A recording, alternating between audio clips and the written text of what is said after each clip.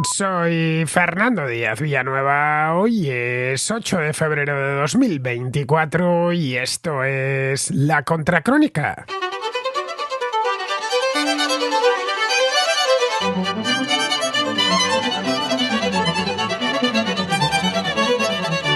Hace justo un mes, los agricultores alemanes se echaron a la carretera para protestar contra la decisión del gobierno de Olaf Scholz de eliminar la bonificación al gasoil. El canciller tomó nota de las manifestaciones protagonizadas por tractores que recorrieron el país y, al menos parcialmente, modificó su postura haciendo algunas concesiones. Pero aquello que comenzó en Alemania, nada más arrancar el año, se ha extendido por todo el continente. A lo largo de la última semana, agricultores de toda Europa han protagonizado masivas manifestaciones cortando carreteras y amenazando el centro de las ciudades. En Francia han sido multitudinarias, pero no solo. Los agricultores belgas, españoles, rumanos, polacos, griegos e italianos también están en pie de guerra. En España, esta misma semana dio comienzo una ronda de movilizaciones que en principio se extenderán durante todo el mes, todo este mes de febrero, y a la que se han sumado las principales organizaciones agrarias. Los dos grandes sindicatos se han mantenido al margen, arguyendo que se trata de protestas patronales y que eso a ellos no les incumbe. En prácticamente todas las comunidades autónomas, incluyendo algunas en las que el sector primario es muy pequeño, como Madrid, se han convocado largas marchas de tractores. Algunas se han abierto paso hasta el centro de las ciudades, cosechando el apoyo de buena parte de la población, que ve en el malestar de los agricultores una extensión de su propio descontento. Pero, ¿qué es lo que piden exactamente? Varias cosas, y no en todas partes coinciden en lo mismo, o al menos dan la misma importancia a cada una de las exigencias. En líneas generales se quejan de la crisis que atraviesa el sector primario, de las consecuencias que se derivan de la adopción del llamado Pacto Verde de la Unión Europea, de la excesiva burocracia de la política agraria común y de la competencia de productos agrícolas extracomunitarios que entran en la Unión sorteando las regulaciones que ellos sí tienen que cumplir. Que el sector primario esté en crisis no es algo nuevo. Los agricultores europeos llevan tiempo quejándose de lo mal que les va y de lo negro que ven el futuro. La guerra en Ucrania, la subida del combustible, la inflación, la cada vez más exigente regulación medioambiental y de bienestar animal y los acuerdos comerciales que la Unión Europea ha suscrito con diferentes países les han terminado poniendo al frente contra las cuerdas. Esto último es algo que les duele especialmente. Denuncian competencia desleal de países como Marruecos o Ucrania, cuya producción agraria está entrando en el mercado único sin necesidad de cumplir con la misma normativa que los productores locales. En el caso francés, la competencia que les molesta no es tanto la proveniente de fuera de la Unión Europea como la que viene de países cercanos, como Italia o España. Para las autoridades europeas y nacionales, estas protestas son especialmente inconvenientes porque desafían algunos de los consensos sagrados de la Unión Europea, como las preocupaciones medioambientales y ese mismo Pacto Verde que comentaba antes. En Bruselas no terminan de entender cómo el campo, al que miman con generosos subsidios, se les ha puesto en contra. Pero la agricultura y la ganadería tienen un componente simbólico y emocional del que carecen otros sectores de la producción. Por eso se lo están tomando algo más en serio. Saben que esos tractores que abarrotan las carreteras son un síntoma de un descontento mucho más profundo que afecta a todas las capas de la sociedad europea.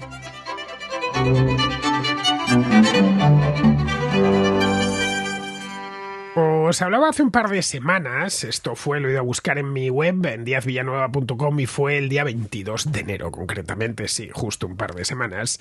Os hablaba de las protestas de los agricultores alemanes. Os comentaba que la cosa había empezado poco después de terminar las fiestas navideñas y que se había extendido muy rápido. En apenas unos días el país entero se llenó de tractores cortando carreteras y autopistas. La noticia no tardó en saltar a los medios, teniendo en cuenta que Alemania es el país más importante de la Unión Europea y que las escenas que veíamos por televisión llamaban mucho la atención. Se veían hileras interminables de tractores atravesando una autopista, una carretera alemana, o entrando en Múnich o en Berlín o en Hamburgo, que estaban estas ciudades pasando un frío helador bajo la nieve. Bueno, la cuestión es que todos nos enteramos, es una noticia que ocupó los telediarios durante varios días y el hecho de que se desfilasen por el propio Berlín pues tuvo mucho que ver en ello, porque es que algunos consiguieron abrirse paso hasta el centro de ciudades grandes, como Múnich o como Berlín, como la capital, donde organizaron un mitin multitudinario tras aparcar sus tractores en los jardines del Tiergarten. Cualquiera que haya estado en Berlín lo conoce, en el mismo centro de la ciudad, no muy lejos de la puerta de Brandeburgo.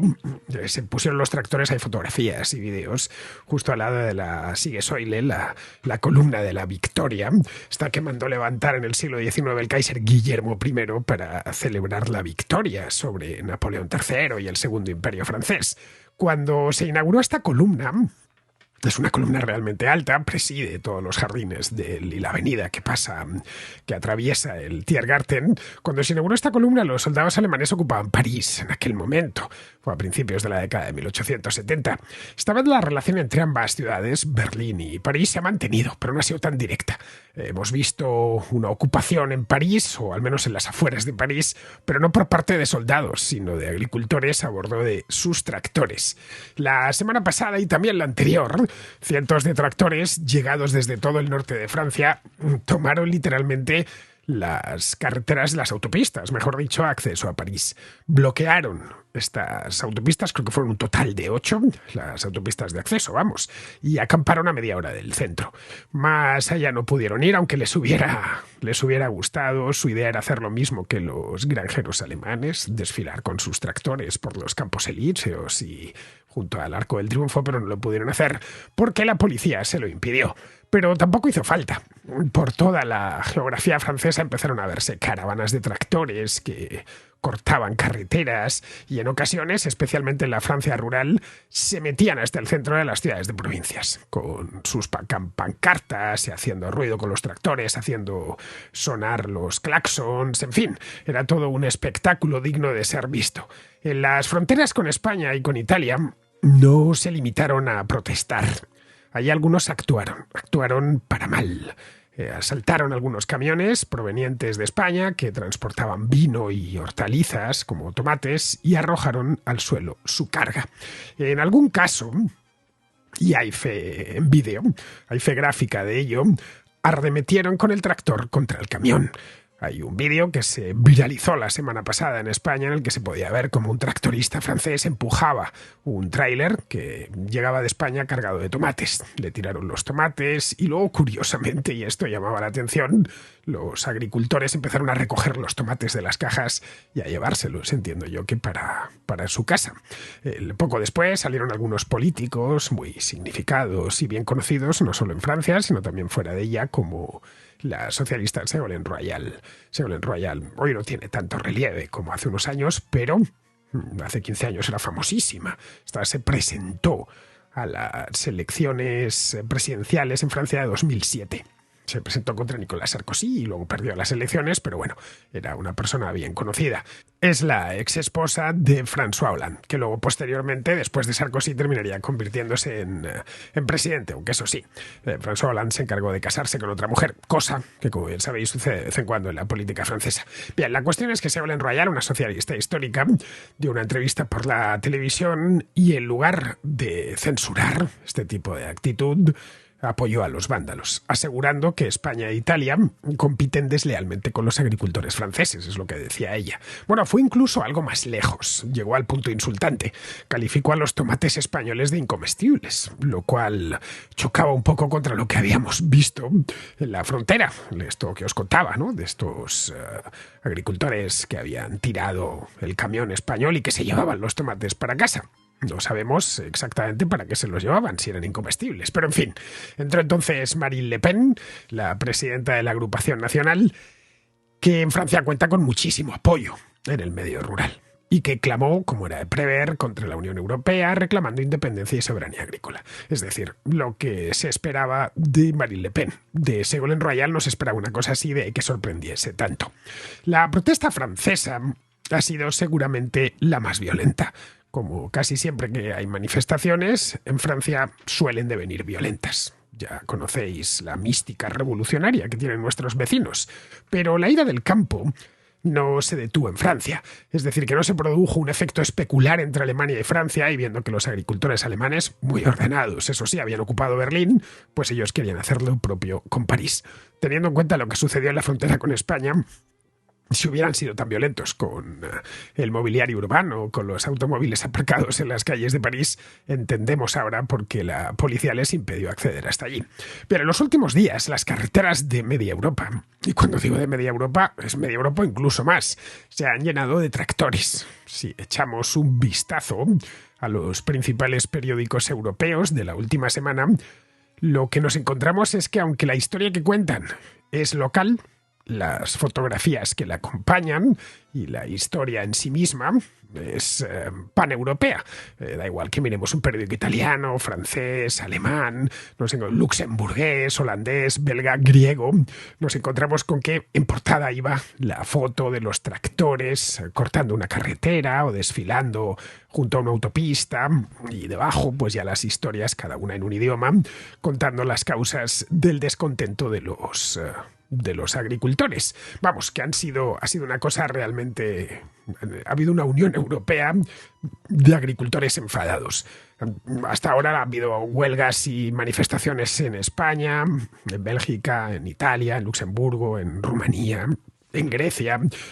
Estos tomaron el relevo de los franceses y la verdad no es una cosa que haya sido accidental. Se han ido emulando los unos a los otros, tomando ideas. En algunos países han sido más multitudinarias que en otros y han puesto en serios aprietos a los guardias que controlan el tráfico. En algunos lugares, de hecho, de Europa ni siquiera se acordaban de lo que era una huelga de agricultores. En Malta, por ejemplo, sí, en la diminuta Malta también ha habido una huelga de agricultores. Allí llevaban 40 años, desde la década de los 80, sin ver una sola manifestación de agricultores. En Malta todo es pequeño, también el sector agrícola, pero hay sector agrícola. Es decir, hay campos de cultivo con sus agricultores que los cultivan. De manera que a los malteses les sorprendió ver cómo largas hileras de tractores se dirigían por las carreteras de la isla hacia La Valeta, que es la capital del país, para manifestarse frente a la oficina del primer ministro, cosa que, por cierto, hicieron. Los agricultores europeos se quejan de muchas cosas y habría que ir casi país por país. Bueno, casi no, habría que ir país por país y en algunos lugares región por región para analizar las exigencias, ya que aunque son en líneas generales comunes, unos hacen hincapié en una cosa y otros se decantan por otra. El pozo del malestar, como digo, es común. Se sienten maltratados por sus gobiernos y por las autoridades europeas. Aseguran que salir adelante cada día les cuesta más y que todo se ha confabulado contra su actividad, que es una actividad, como bien sabemos, muy dura. El trabajo en el campo es de los trabajos más desagradecidos que existen. Hay que trabajar prácticamente todos los días de la semana, levantarse muy pronto, en fin, no da precisamente vacaciones el campo, más está expuesto a infinidad de incertidumbres que un trabajo de oficina en una ciudad pues no tiene. Vamos, nada que no conozcamos, a pesar de la mecanización y de infinidad de tecnologías inventadas en torno a los trabajos agrícolas, sigue siendo un trabajo duro. Bien, en esto tienen razón. Todo en estos tiempos parece ir contra la agricultura y la ganadería. Eso es lo cierto. La inflación es demasiado alta, los precios del combustible y los suministros se han disparado desde la pandemia, la regulación que padecen es asfixiante, los impuestos muy elevados y, para colmo de males, tienen que competir con otros agricultores y ganaderos que no deben afrontar semejantes exigencias normativas, ni tienen tanta sobrecarga fiscal. Es decir, que a la dureza del trabajo en sí le suman un montón de problemas añadidos. El sector agrario es un sector muy envejecido. Muy poca gente joven quiere dedicarse al campo por razones fáciles de imaginar. Por lo que digo, implica muchísimos sacrificios. Y de esto mismo es de lo que se quejan.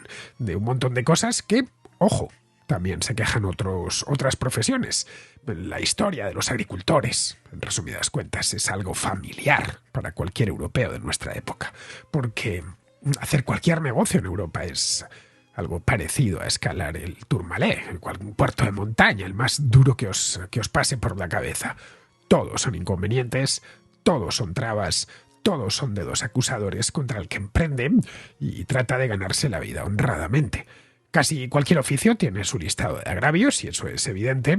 La regulación y los impuestos son insoportables para los agricultores, sí, para los ganaderos, sin duda, pero también para los transportistas, para los comerciantes, para los médicos, para los abogados, para los farmacéuticos, para los arquitectos y aparejadores, para los electricistas y, en definitiva, para cualquier profesional que trabaje por cuenta propia.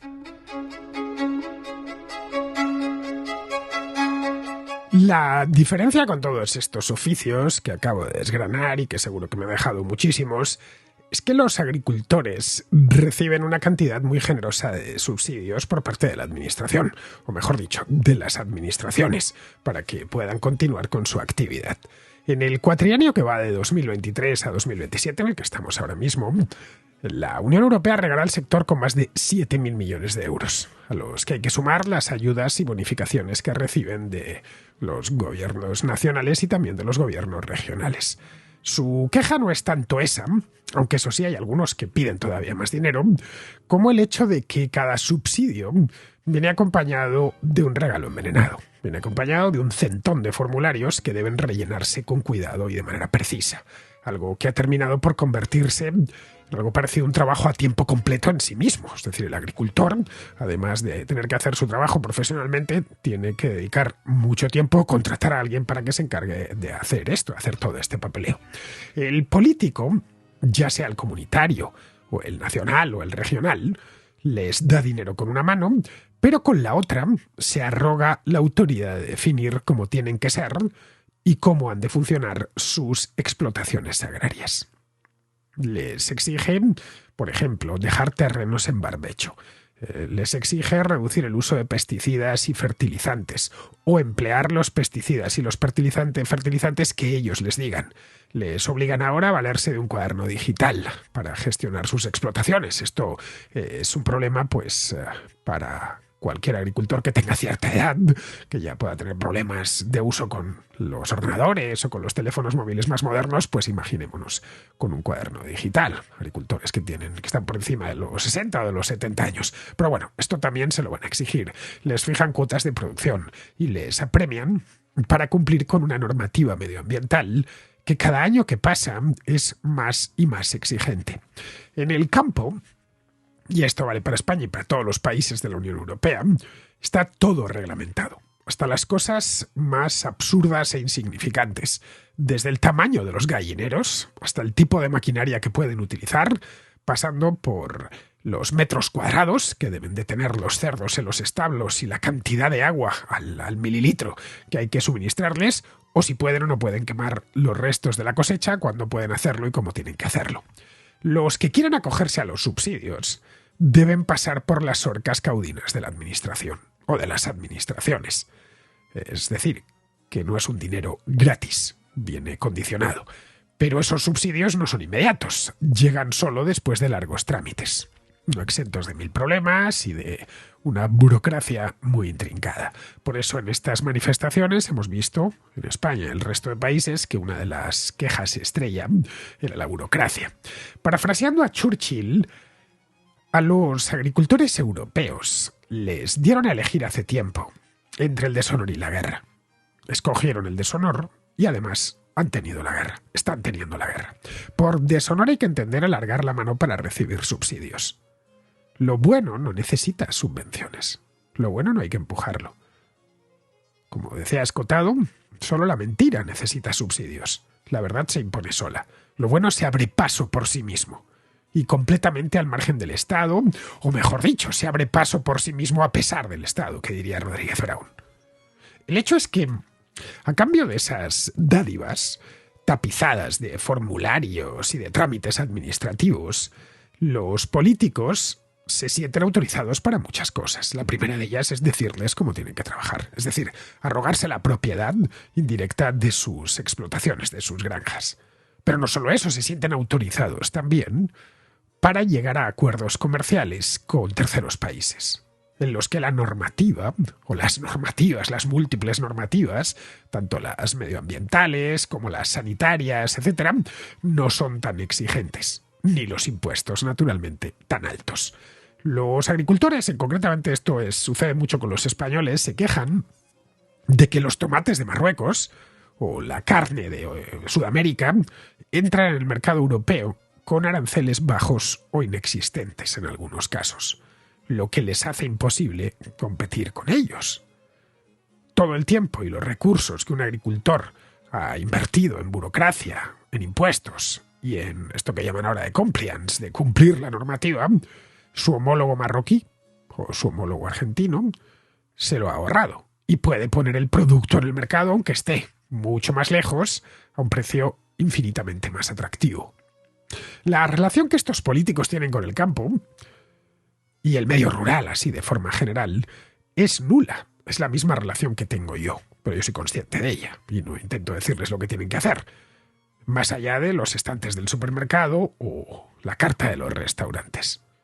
En las campañas electorales, eso sí, algunos se dejan caer por los pueblos y arengan a los agricultores, prometiéndoles comprensión y siempre y en toda circunstancia más subsidios. Entendemos por lo que estáis pasando, os daremos más dinero del contribuyente.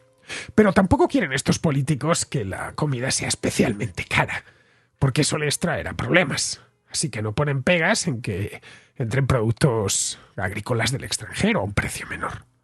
Esa empresa que cultiva tomates o ese agricultor marroquí que vende los tomates mucho más baratos. Luego, al final, el que va a comprarlo al supermercado normalmente no le mira la etiqueta, lo que quiere son tomates. Y si un tomate es algo más barato que otro, pues, más en estos tiempos, pues el precio se mira mucho. En esta época de inflación y de cesta de la compra por las nubes, esto a los políticos les quita un problema encima. Es cierto que la inflación está disparada, evidentemente es por su culpa y ya sabéis por qué. Pero al menos hay competidores les metemos una competencia a la que no hemos machacado nosotros previamente antes en los supermercados. Es decir, ellos van creando problemas y luego dicen tener las soluciones a los problemas que la propia política ha creado. Y estos agricultores encantados, pidiéndoles dinero. Esa es la realidad. No deberían haberle pedido dinero nunca ni jamás haber llegado a un acuerdo con ellos. Ya digo, lo bueno se impone solo. Un buen tomate se impone solo. Y sin dinero no hubieran podido hacer tantas exigencias, ni medioambientales ni de ningún otro tipo. Pero claro, con el dinero viene el regalo envenenado. Estos habitantes de las ciudades, yo mismo, los que no tenemos relación con el campo, los mismos que nos quejamos cada vez que los precios suben, suelen simpatizar, los urbanitas, con los agricultores. Y está bien que así sea, aunque solo sea por tipismo. El aporte del sector primario al PIB en la Unión Europea es pequeño, es del torno al 1,5%. En España es algo mayor, pero no mucho mayor, es un 2,5%. Está muy por debajo de la industria o del turismo, pero tiene un componente simbólico y emocional muy grande.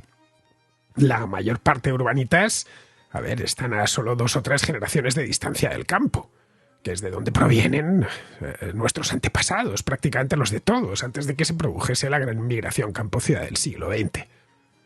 Esa es la razón por la que los cortes de carreteras de estos días no han molestado a la mayor parte de los conductores atrapados en los atascos. En muchos casos hacían sonar sus claxones en señal de apoyo o se apeaban de sus vehículos y aplaudían a los tractoristas. Si un paro semejante se diese en otro sector, la población no sería tan comprensiva. El aeropuerto de Barajas, por ejemplo, supone el 10% del PIB de la Comunidad de Madrid. Si mañana se declarase en huelga, es improbable que los viajeros que se han quedado en tierra aplaudiesen a los huelguistas. Pero con los agricultores es diferente, por eso los políticos se han desvivido para cortar esta hemorragia cuanto antes. Hace un mes, Olaf Scholz se avino en renegociar la bonificación al gasoil tan pronto como las tractoradas llenaban ya las carreteras del país y se habían plantado en el centro de Berlín. En Francia ha sucedido algo similar. Y el mismísimo presidente Emmanuel Macron se ha puesto de su lado denunciando las supuestas prácticas desleales de otros países de la Unión, como España o Italia. Luego, algunos acuerdos comerciales, como el del Mercosur, se han paralizado, no se ratificará el suscrito con Nueva Zelanda. Han puesto en barbecho las negociaciones con Chile, México, la India y Australia. El tema de los pesticidas lo han aparcado. No es tanto que teman perder el voto de los agricultores, que no son muchos, hay algo más de 500.000 en toda Europa, como los del resto de la población que les apoya. El populismo agrario funciona bien en las urnas. El año pasado el movimiento campesino de Holanda, recordemos, ganó las elecciones regionales y se convirtió en la primera fuerza política en el Senado. a pesar de que solo el 2,5% de los holandeses se dedica al sector primario. El movimiento campesino es un movimiento que quizá nació en el campo, pero desde luego que hoy se le vota en las ciudades. Los partidos de derecha identitaria han visto que hay un filón de votos ahí sin explotar o a medio explotar y están yendo a por él. Unir tierra, patria y tradiciones no es tarea complicada, especialmente cuando se lo han puesto tan fácil en Bruselas con un pacto verde que es extraordinariamente maximalista en sus objetivos. Diríase que Europa solita pretende acabar con todos los problemas medioambientales que afligen al planeta, a una costa del propio bienestar de sus habitantes y la competitividad de sus empresas. La desconexión de las instituciones europeas con la economía real es tan lacerante que cualquiera que lo denuncie se va a encontrar el campo abonado y listo para su siembra.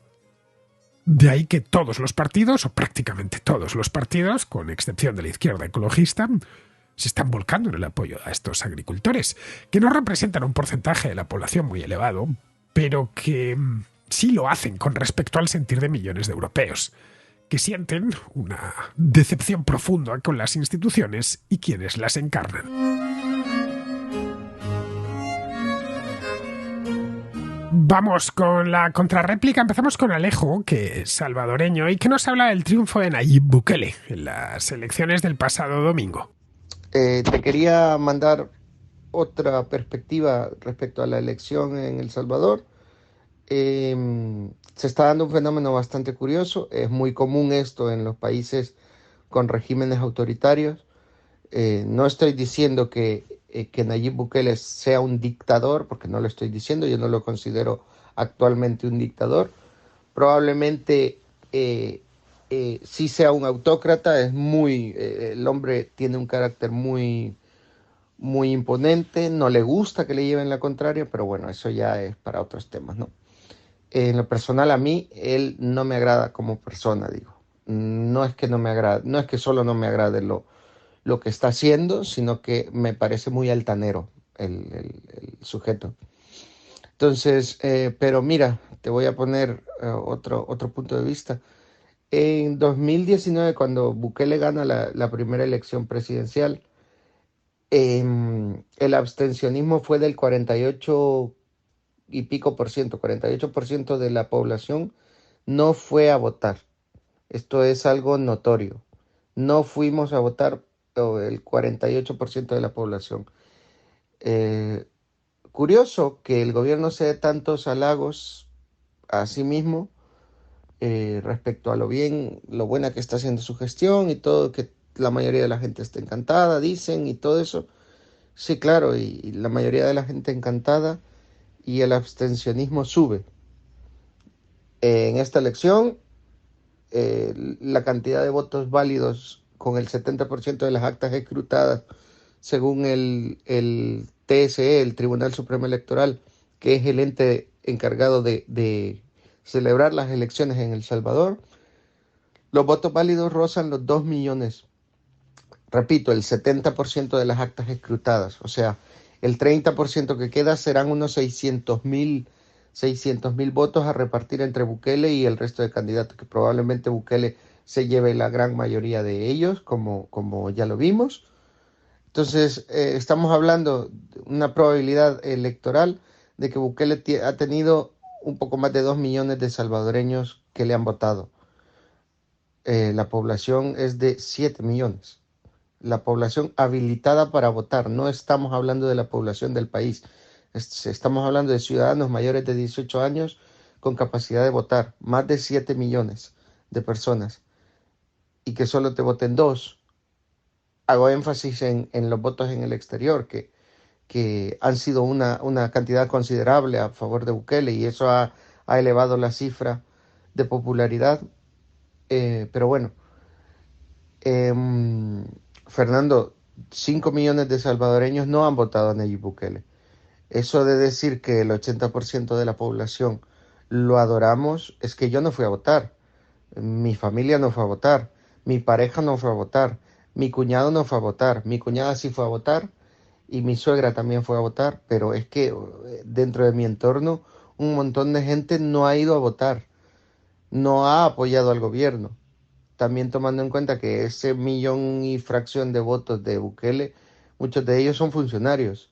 El Estado salvadoreño tiene contratados a más de 300.000 personas. Que digo yo que ellas, solo eh, ellas y sus familias, de ahí te sacas la popularidad del sujeto, ¿no? Que dependen, ya sabemos para dónde tira, que la cabra tira al monte, ¿no? Pero estás hablando de que 5 millones de salvadoreños nos hemos abstenido de ir al colegio electoral. Probablemente sea menos, ¿no? Por los 600.000 que te estoy diciendo. Pero eso no quita el hecho de que más de 4 millones, repito, todo esto es un cálculo, es un cálculo basándome en el 70% de las actas escrutadas que te está dando el colegio electoral, el TSE. Entonces, Fernando, yo creo que nadie está hablando de este fenómeno, un fenómeno muy común, como la gente pasa de ir a votar en los países con derivas autoritarias por miedo o por otras cosas. Entonces, no es verdad. No, sencillamente, quienes dicen que Bukele es súper popular entre los salvadoreños, sí, entre el salvadoreño politizado, que hoy por hoy no es una mentira decir que es la minoría de la población. ¿Que tienen secuestrado el Estado? Sí, lo tienen a sus pies, y gobiernan a su antojo, sí, pero es que es otro tipo es un tipo de revolución menos silenciosa y la mayoría de la gente no le cree al gobierno, sencillamente, o digo yo que los casi 5 millones que nos abstuvimos contamos, ¿no? Espero yo que no crean que somos, o a mí me lo dicen seguido, que soy mal salvadoreño porque no valoro lo que tengo y todo. Me parece fantástico, ¿no? Ser mal salvadoreño, como me denominan a mí. Ya se sabe que cuando uno no vota a Nayib Bukele, automáticamente le dejan de gustar las pupusas, la yuca y el atol. Eso se va y ahora ya solo como tortilla de patata porque ya me siento muy español. De verdad, me saca la vena gorda esa gente. Perdón por haberme extendido tanto en esta nota de voz, pero de verdad me resulta un poco molesto el hecho de que me digan, ay, pero es que tú eres salvadoreño, tú estarás a favor de esto. Y todo por la mentira, esencialmente por la pantomima esa de creer que la gente que vota es la única que importa. ¿Y a quién quieres que vote? ¿A la opción del FMLN? ¿A la guerrilla rancia esa de la que salió Nayib Bukele, por cierto? ¿O a quién? ¿A Alianza Republicana Nacionalista? Una sarta de parásitos todos ellos. ¿Por quién voy a votar? ¿Por qué tengo que decantarme por el sistema?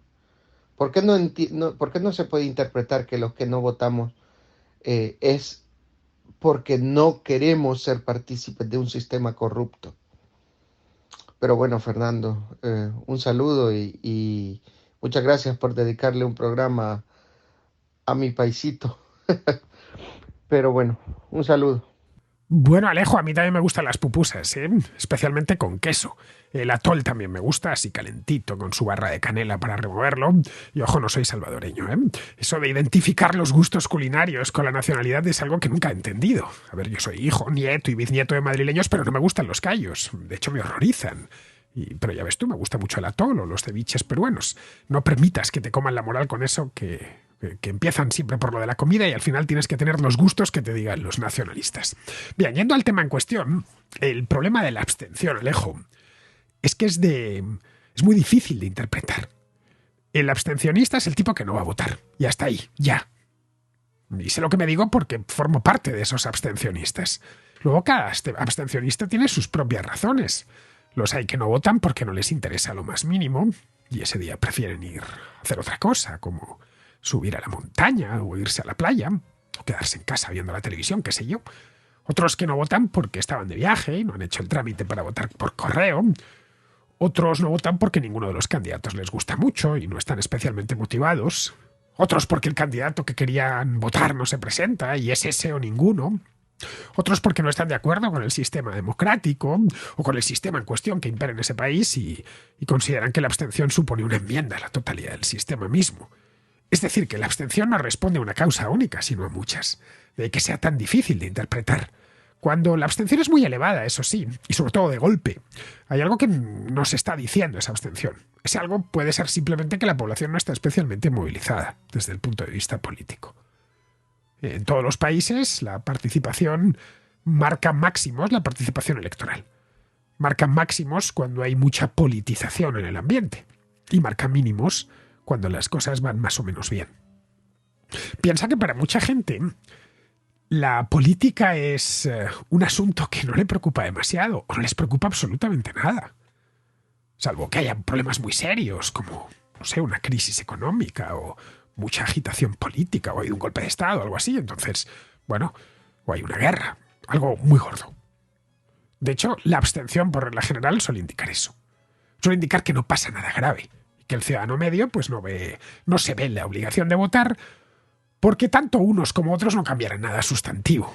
Bueno, esa es la razón por la cual en países como Suiza o los Estados Unidos la abstención es tradicionalmente muy alta. Yo, por ejemplo, no voy a votar porque ninguno de los partidos me gusta. Y me molesta además, especialmente que me mientan. De tal manera que si resulta que gana el partido al que voté y luego hace lo contrario de lo que prometió, pues que es lo más probable, pues me siento en parte responsable y no quiero tener ese sentimiento. Otra de las razones por las que no voy a votar es que creo que, bueno, que hay una serie de leyes que protegen lo fundamental, como la Constitución. Si quisiesen cambiar ese marco, pues ya sí me lo plantearía. Así que hacer una lectura de que ese abstencionismo salvadoreño se corresponde con un voto de castigo hacia Bukele es un tanto arriesgado. De ser un voto de castigo habrían entregado ese mismo voto a Manuel Flores, que es del Frente Farabundo Martí, o a Joel Sánchez, de Arena. Si no se lo entregaron directamente a ninguno de estos dos candidatos principales, que a los principales había alguno más, pero los dos principales que se medían contra Bukele, el bipartidismo de antes, es que ellos dos tampoco le gustan a la gente, al abstencionista. Es decir, partiendo de esto es posible que no les guste Bukele, está claro, pero tampoco les gustan los otros dos. Evidentemente habrá muchos salvadoreños que hayan estado en esta situación, pero no sabemos cuántos. Otros directamente consideran que el gobierno de Bukele les parece más o menos aceptable y ya, pero no les molesta más. Pues piensan que tiene sus cosas malas, sus buenas y ya está, no me quiero meter en más líos. Bueno, qué sé yo, ha acabado con la delincuencia, lo cual está bien, pero vamos, no les gusta tanto como para ir al colegio electoral a echarle el voto. Lo que sí podemos decir es que con una cifra de abstención tan alta, la sociedad salvadoreña no está especialmente politizada, y eso es necesariamente bueno. Una sociedad politizada, lo he dicho muchas veces aquí, es una sociedad enferma. Bien, vamos ahora con Diego, que es de Valencia, y que también nos habla de Bukele y de su victoria electoral. Lo primero, darte la enhorabuena por tu programa. Y quería hacer una reflexión a raíz de la victoria tan amplia de Bukele en El Salvador, obteniendo, si no me equivoco, el 85% de los votos, frente a, no sé si llegaban al 2% los principales opositores. Y claro, quería ponerlo en comparación con la situación, por ejemplo, de Putin en Rusia, y sobre todo porque recuerdo, hará un par de meses, en alguna contracrónica, la situación de una familia. Era una pareja que residía aquí en España, pero la madre de ella seguía viviendo ahí en Rusia. Y recuerdo que hablando por teléfono con la misma le decía lo mucho que se respeta a Putin en Rusia, cómo tiene el apoyo de toda la gente y, y que creo que en los sondeos llegaba a un apoyo de cercano al 60%. Pero claro, que no podía criticar a Putin por el teléfono eh, porque les podían escuchar. Entonces, claro, creo que tanto el resto de contraescuchas como yo, en una amplia mayoría, coincidiremos en que el apoyo real de Putin no es tan elevado como a lo mejor dicen esas encuestas. Sin embargo, sí que creo que podemos entender el apoyo que tiene ahora mismo Bukele en El Salvador debido a la reducción de la tasa de criminalidad y sobre todo de homicidios que ha conseguido. Entonces, mi reflexión era hasta qué punto esta diferencia de concepción que tenemos sobre el apoyo real tanto a uno como a otro, eh, puede estar sesgada por el relato o atiende a otros motivos más racionales. Y nada, eso era. Muchas gracias por tu programa y un saludo a todos los contraescuchas. El apoyo electoral que tiene en El Salvador Bukele es mayor que el que tiene Vladimir Putin en Rusia, siendo el de Putin ya muy alto. Es que lo del Bukele del domingo pasado ha sido un disparate, ha sido una auténtica locura. El 83% de los votos. Esto es muy anormal. Pero también cuenta que Putin en Rusia lleva gobernando pues un cuarto de siglo, con un control bastante estricto de todas las instituciones del Estado y de los medios de comunicación. En el caso de Bukele no es así. Lleva en el gobierno solo 5 años. Y bueno, aunque ha conseguido cooptar el poder judicial y hacerse por vías democráticas con el legislativo, buena parte del aparato mediático salvadoreño lo tiene en contra. De hecho, buena parte de su campaña ha sido a través de redes sociales, donde es una auténtica estrella de talla mundial. De cualquier manera, El Salvador es un país muy pequeñito al lado de Rusia, con unos problemas también muy pequeños. Caray, El Salvador debe de tener el tamaño de la región de Moscú, si llega. Moscú tiene, de hecho, más habitantes que El Salvador. Los salvadoreños, pues, se conformaban con que se acabase la angustia diaria en la que vivían por el tema de la delincuencia. Los rusos piden algo más. Quieren no solo bienestar económico, sino también satisfacer el orgullo nacional. Eso es algo que Putin, durante su primera década en el poder, hizo bastante bien. Sacó a Rusia de una crisis económica muy profunda, la que aquel país atravesó en los años 90, y en cierta medida devolvió el orgullo nacional perdido tras el colapso de la Unión Soviética y la década de los 90, que fue muy humillante para muchos rusos. Pero esos fueron los pilares del putinismo. A partir de ahí lo que fue construyendo es un régimen personalista, presentándose a las elecciones, que ganaba sin demasiados problemas, pero con un control absoluto de medios y de instituciones. Y también un uso muy intensivo de los servicios de seguridad del Estado. No sabemos hasta qué punto, y esto ya lo hemos hablado aquí en más de una ocasión, hasta qué punto Putin mantiene la popularidad que un día tuvo. Porque en Rusia hacer encuestas fiables es algo difícil. Tampoco existe libertad de prensa. Por lo tanto, no tenemos el modo de averiguar si realmente el ruso de a pie está a favor o en contra de Vladimir Putin, o en qué medida están los rusos a favor o en contra.